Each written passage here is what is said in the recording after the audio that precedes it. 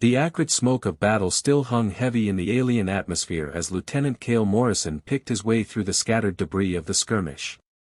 His medical scanner beeped insistently, detecting life signs among the wreckage of what had once been a reconnaissance outpost. The fighting had been brutal, a surprise attack that left both human and alien forces decimated. A soft groan drew his attention to a collapsed shelter. Cale pushed aside the twisted metal, his breath catching as he discovered her. The alien scout lay pinned beneath a support beam, her pale purple skin luminescent even in the dim light filtering through the destruction. Dark curls framed her face, now matted with the fine crimson dust of this distant world. "Easy," he murmured, though he wasn't sure she understood standard. Her species, the Zilani, were known for their intelligence and tactical prowess, but also for their strict cultural taboos regarding physical contact. Yet protocol was clear: treat the wounded, regardless of species. Her eyes fluttered open as he carefully lifted the beam. They were striking, deep violet with flecks of silver, now clouded with pain. She tried to speak, but only managed a weak whisper in her native tongue. "I'm a medic," Cale said gently, pulling out his field kit. "I'm going to help you." Her leg was clearly fractured, the bone visible through torn fabric. Without proper circulation, she could lose the limb, or worse. Cale hesitated for only a moment, remembering the cultural briefings about Zilani aversion to touch. But her life hung in the balance. "I have to keep the blood flowing," he explained, hoping his tone conveyed his medical intent. This might feel strange. He began working around the fracture site, his hands moving with practiced efficiency. The massage technique was essential, applying pressure to encourage circulation while being careful not to disturb the break. Her skin felt surprisingly warm beneath his fingers, almost electric. As he worked, something unexpected happened. The pale purple of her skin began to intensify, taking on an almost ethereal glow. She made a sound, not quite a moan, but a low, rhythmic humming that seemed to resonate from deep within her chest. Cale paused, concerned. "Are you in pain?" "I can." Her silver-flecked eyes locked onto his with startling intensity. When she spoke, her voice was barely a whisper, but filled with something he couldn't identify. You don't know what you've done, do you?" Cale's hand stilled on Varana's leg, uncertainty flooding through him. The glow beneath her skin pulsed stronger now, like starlight trapped beneath pale silk. The low humming sound she made wasn't from pain. He'd heard enough wounded soldiers to recognize agony, and this was something entirely different. "I'm just trying to help," he said carefully, his medical training warring with growing confusion. "The circulation needs to. Don't stop." Her voice cut through his explanation, breathless and urgent. The crest along her scalp, barely visible ridges he'd noticed in species briefs, was rising, becoming more pronounced. "Please, you cannot stop now." Her breathing had changed, deeper and more rhythmic. Each exhale seemed to make her skin glow brighter, and when his fingers resumed their careful massage around the fracture, she arched slightly beneath his touch. The movement sent a jolt of awareness through Cale that had nothing to do with medicine. "Varana," he said, having caught her name from intercepted communications. "What's happening to you?" She turned her head away, dark curls cascading over her shoulder, but not before he caught something in her expression, embarrassment mixed with something deeper. When she spoke, her words were fragmented, switching between standard and her native tongue. The Kathara," she whispered. "You have begun the Kathara. I don't understand." Cale's hands continued their work, but his focus was entirely on her face now. Her eyes had closed, and she was breathing like someone fighting for control. "Are you in pain?" "Should I?" "No pain." The admission came out strangled. The opposite of pain. Heat flooded Cale's face as understanding began to dawn. Her body's responses, the way she moved beneath his touch, the intensity of her gaze, this wasn't just medical treatment anymore. Somehow, without knowing it, he'd triggered something profoundly intimate. "I should stop," he said, though every instinct screamed at him to continue. Her leg still needed treatment, but the way she was looking at him now. You cannot. Her hand shot out, fingers wrapping around his wrist with surprising strength. In my culture, to begin the Kathara and not complete it. She shuddered, and her grip tightened. It would be worse than death. What is Kathara? Varana's eyes opened, meeting his with an intensity that made his breath catch. Touch bonding. Sacred joining. You have claimed me, Cale Morrison, whether you meant to or not. The sound of his name on her lips, spoken with such profound intimacy, sent electricity racing through his veins. Around them, the ruins of the outpost seemed to fade away, leaving only the two of them in a bubble of glowing purple light and shared breath. And what does that mean? He asked, though part of him already knew the answer would change everything. Varana's grip on his wrist loosened, but she didn't let go. Her thumb traced small circles against his pulse point, and Cale found himself leaning closer to catch her words. Kathara is. She paused, searching for the right translation. Your people might call it soul bonding. When one of my kind is wounded, vulnerable, and another provides healing touch. Her cheeks darkened to a deeper purple. The barrier between spirits dissolves. Cale felt his world tilt. You're saying that by treating your injury, I've somehow bonded us?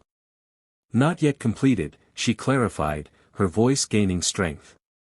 But initiated, yes. The glow you see, the way my body responds to your touch, these are the signs. My people believe that in moments of great vulnerability, the soul recognizes its match. He stared at her, processing the implications. And if we don't complete it?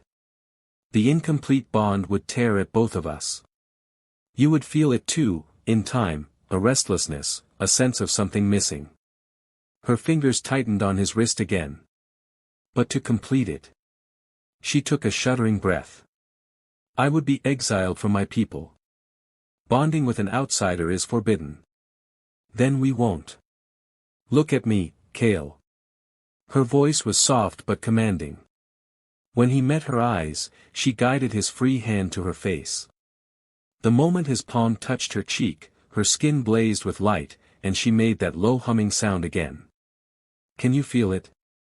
He could. A warmth that had nothing to do with her alien biology spread up his arm, settling in his chest like a second heartbeat. When she leaned into his touch, he felt an overwhelming urge to protect her, to hold her, to never let her go. This is impossible, he whispered, but his thumb was already stroking across her cheekbone. The Kathara chooses its own timing, she said, eyes fluttering closed. My grandmother always said the bond recognizes no boundaries of species or circumstance. Your people will exile you. Yes. My military career would be over. Fraternization with non-human species during active operations. Yes. They stared at each other, the weight of impossible choices settling between them. The logical thing would be to stop now, to find a way to bear the incomplete bond rather than destroy both their lives. But when Varana shifted, trying to sit up, pain flashed across her face. Instinctively, Cale moved to support her, his arms sliding around her waist. The contact sent shockwaves through both of them, her glow intensified, and he felt that strange second heartbeat synchronize with his own. The medical transport won't reach us for hours, she said softly. And my leg. I can't leave you in pain. And I cannot ask you to sacrifice everything for a stranger. Cale looked down at her, this extraordinary woman who had somehow become the center of his universe in the span of minutes. Her dark curls framed a face that was both alien and achingly familiar, and her eyes held depths he wanted to explore. What if you're not a stranger? He asked quietly. What if this bond of yours is real? The hours passed in a haze of shared whispers and careful touches. Cale had moved them to a more secure section of the ruins, creating a makeshift shelter where they could wait for rescue. Varana's injury required constant attention, and each time he tended to her, the Kathara pulled them deeper into its web. Tell me about your world, she said, her head resting against his shoulder as he adjusted the stabilizing splint on her leg. The simple contact sent warmth radiating through both of them. "It's called Terra," he said, his fingers unconsciously stroking through her dark curls. "Blue skies, green forests. Nothing like this place." "I would like to see blue skies," she murmured, then caught herself. "I mean, I would have liked to." "You speak as if it's impossible." Varana was quiet for a long moment. "Even before this, I was not destined for travel. Scouts are bound to their home territories after their service ends. And now." She gestured to the space between them, where the air seemed to shimmer with their shared energy. Kale tilted her face up to his. What if now could be different? The question hung between them, heavy with possibility. Varana's eyes searched his face, and he saw the moment her careful control began to crack. "You don't understand what you're offering," she whispered. "Kothara isn't just spiritual bonding. It's physical, emotional, complete. When my people bond, they become two halves of one whole." "Sounds terrifying," he admitted, his thumb tracing her lower lip. "It is." Her breath caught as he leaned closer. "But also, perfect." When their lips met, it was like touching a live wire. Varana's skin blazed with light, and Kale felt that second heartbeat explode into a symphony. She made a sound deep in her throat, part surprise, part surrender, and her hands fisted in his uniform. "Kale," she gasped against his mouth. "I know." He kissed her again, deeper this time, feeling her body melt against his. "I feel it too." Her crest was fully raised now, and when she moved to straddle his lap, careful of her injured leg, he groaned at the perfect fit of their bodies. The Kothara pulsed between them, visible as spirals of light that danced across their skin. "This is the point of no return," she warned, but her hips were already moving against his, creating a friction that made them both shudder. "I know," he repeated, his hands spanning her waist, feeling the alien strength beneath her delicate appearance. "Varana, I." She silenced him with another kiss, pouring all her desperate longing into the contact. When they broke apart, her forehead rested against his, and her voice was raw with emotion. "I never believed in destiny," she confessed. "But the Kothara, it knew. It knew you would be the one to complete me. And if we do this?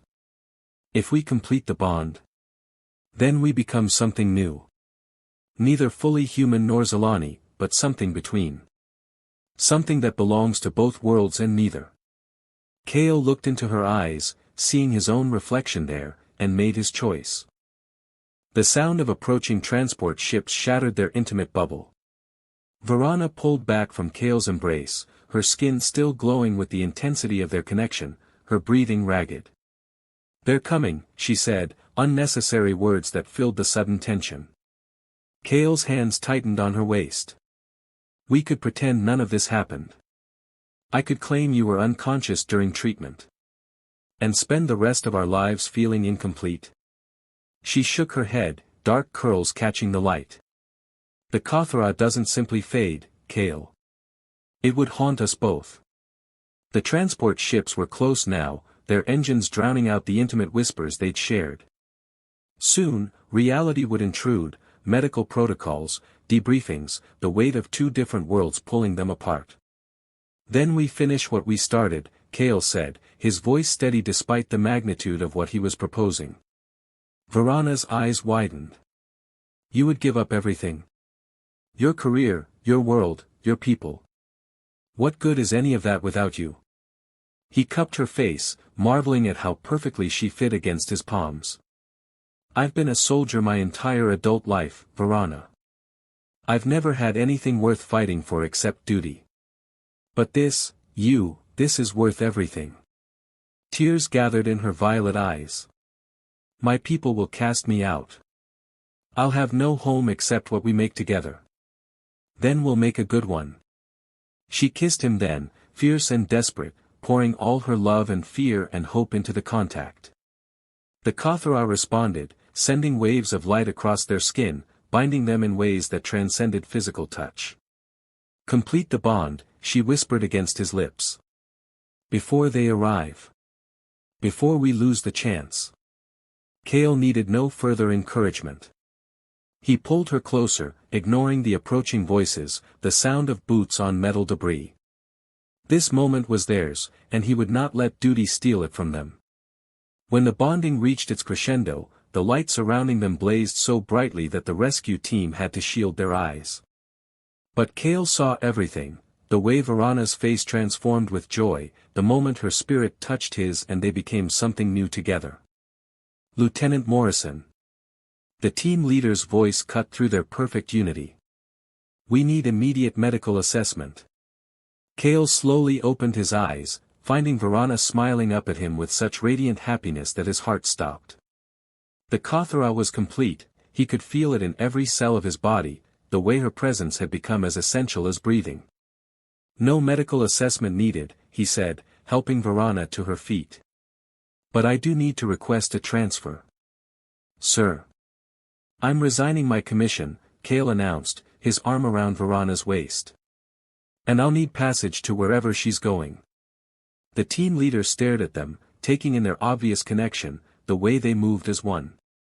This is highly irregular. This is love, Varana interrupted, her hand finding Kale's. And it recognizes no regulations. As they walked toward the transport, leaving behind the ruins of their old lives, Kale squeezed her hand. They had chosen each other over everything else, and somehow, that felt like the most natural thing in the universe. The Kothara pulsed between them, a constant reminder that they were no longer alone.